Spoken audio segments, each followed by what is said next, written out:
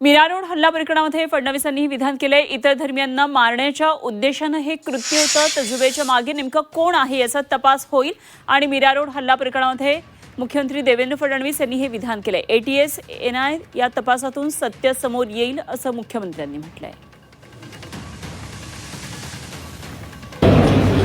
मोठ्या प्रमाणात पुस्तकं, साहित्य, इंटरनेट या माध्यमातून रॅडिकलायझेशनचा जो प्रयत्न आहे त्या प्रयत्नातनं हा जो व्यक्ती आहे, आरोपी आहे, हा तयार झालेला दिसतोय।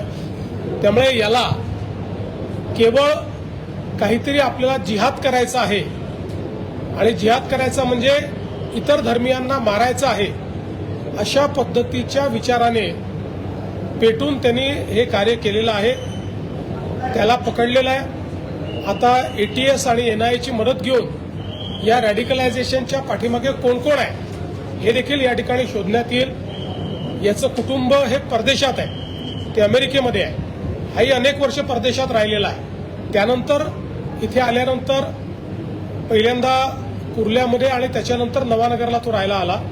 त्यामुळे आता याच्या पाठीमागे कोण कोण आहेत, याच्या लिंकमध्ये कोण कोण आहेत, अजून कोणी असे रॅडिकलाइज झाले आहेत का, या सगळ्या गोष्टी ज्या आहेत त्या आता तपासामध्ये पुढे येतील।